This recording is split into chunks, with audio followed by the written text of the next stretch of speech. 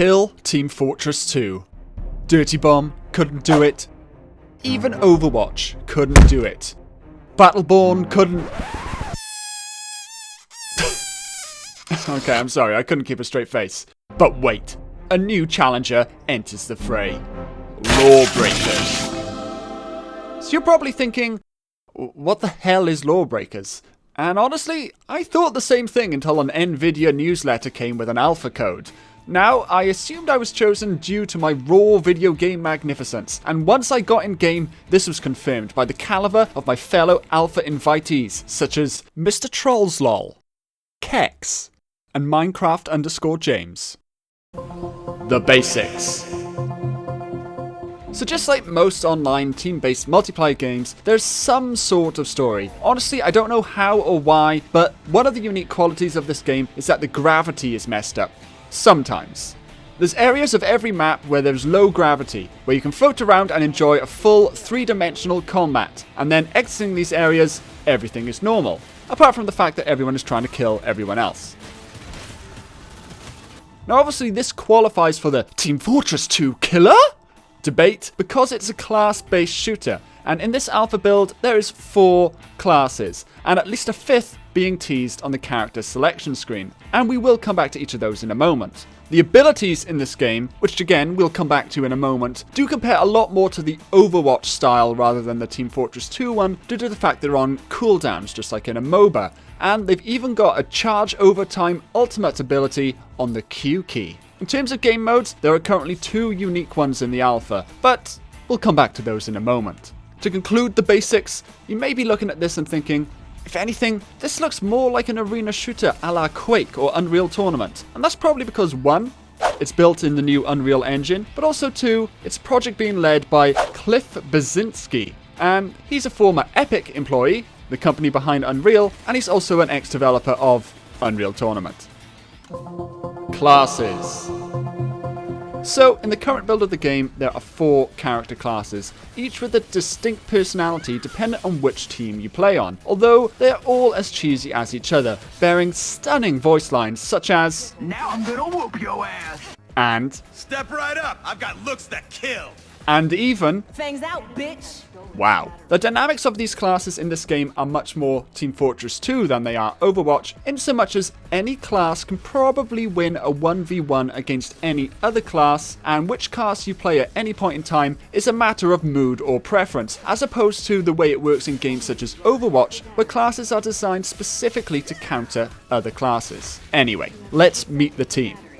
Vanguard. Vanguard is one of the middle ground classes. For those of you who like to be presented with the entire cast of characters of Super Mario Kart and then end up picking Mario himself, this character's for you. Reasonably high mobility, reasonably high DPS in the form of an automatic rifle, and no real utility abilities. Next up is the Enforcer. Just like Team Fortress 2's Enforcer, he sort of struggles to find his place. He's a less mobile and less DPS friendly character than Vanguard, although he does have some more tanky options such as a rocket launcher and a higher health, but not as much as the tank character, Titan. Titan is the high HP, high damage, low mobility character. He's not a tank in the traditional sense. After all, this is an arena shooter, but of the existing roster, he is the tankiest. He has a slow firing but high damage rocket launcher, as well as a few utility and secondary damage choices.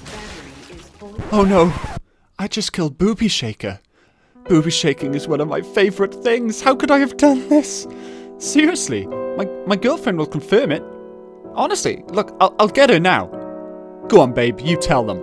I love to shake my boobies for Casper, my real life boyfriend. He is so amazing and nice, and video games and other stuff too. He is definitely not a lame loser who would spend 20 minuets writing this shit into Google Translate and pretend the woman talking back is even real, let alone his girlfriend. Dicks out for Haramub.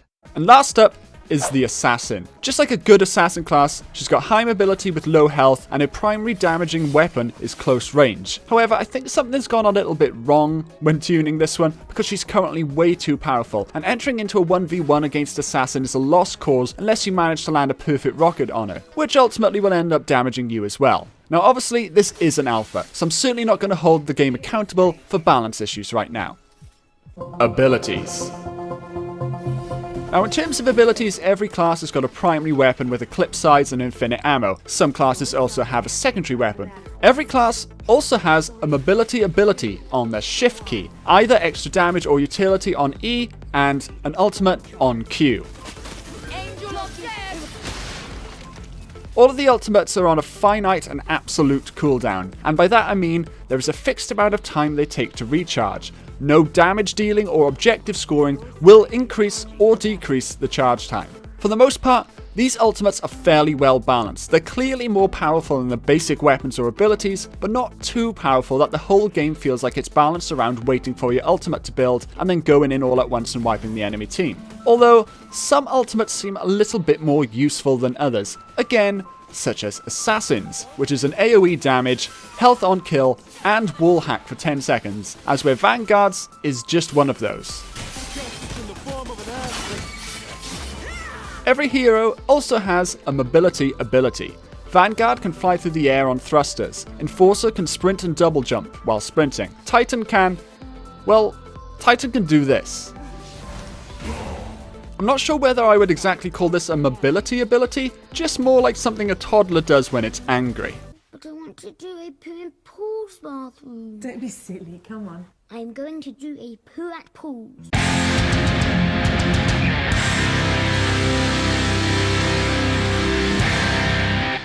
Your side dropped the battery. And of course Assassin, you guessed it, has every mobility ability ever. She can double jump as long as she's got her primary weapon out, which is pretty much all the time. She has a grappling hook, which grapples 3 times on a relatively short cooldown, and she also has a forward dash, which shares the cooldown with the hooks. Throughout the classes, there's secondary shotgun weapons, hand magic, stun grenades, and tiny meteor showers. Your regular stuff. Maps and game modes. Now, with arena shooters, it is important that the maps aren't too complicated, as it's more about the raw deathmatch and maneuverability than it is about map tactics, and the devs have really taken this to heart, as the 2 maps in the current alpha are almost identical. Personally, I like this one because of its giant bell which dings when you hit it. If developers are going to be copying things from Overwatch for the foreseeable future, then I'm glad it's the truly groundbreaking mechanics. Giant bells which you can ding. Now, I'm not going to go too much into the exact mechanics of these 2 game modes, but I will tell you that they are both quite enjoyable despite their unnecessary, overcomplicated rules. One is essentially capture the flag variant, whilst the other is a King of the Hill variant. Despite their enjoyability, I do feel like they are yet another variance in the game that's just there in order to make the game quirky and different. Just like a hipster with a bunch of Disney tattoos, even from the shitty films. Like Cars. Realism.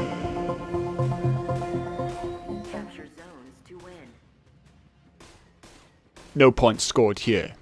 Alpha. So, as I mentioned, this is all talking about an alpha build of the game, and for an alpha, it's incredibly well polished and balanced. Of course, ignoring the problems I've mentioned with the Assassin class. Typically with an alpha you'd expect a few game-breaking bugs, but the closest thing I experienced to a bug was this, and well, if this isn't in the final build, I promise you, I will not be buying it.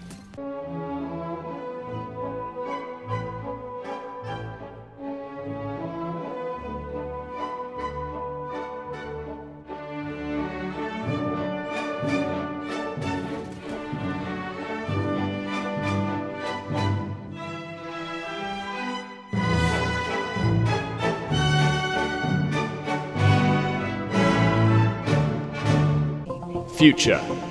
So with regards to the future of this game in terms of development, I believe you can still sign up for the alpha weekends on LawBreakers.com, but according to the forums, they're aiming for a Steam Early Access release later this year. Now, just saying the words Steam Early Access leaves a bit of a bad taste in my mouth, so I don't know what to make of this. I'm assuming the game will be a one-off payment when it's fully released, and not some sort of freemium premium pay-to-win model. At least that's what I hope. The worrying thing about hero-based games in this day and age is that any new heroes could easily be locked behind a paywall. And couple that with the fact that new classes are going to be added later on in the game, we do risk that the balance of the game gets watered down into essentially a completely unplayable mess. The future in terms of Lawbreakers on this channel? Well, You tell me. If you want to see more Lawbreakers on this channel, just let me know in the comments, or at the very least I can gauge it from the views and likes on this video. Thanks everybody for watching. Here's a couple of other similar videos you can check out, and the subscribe button if you're new around here.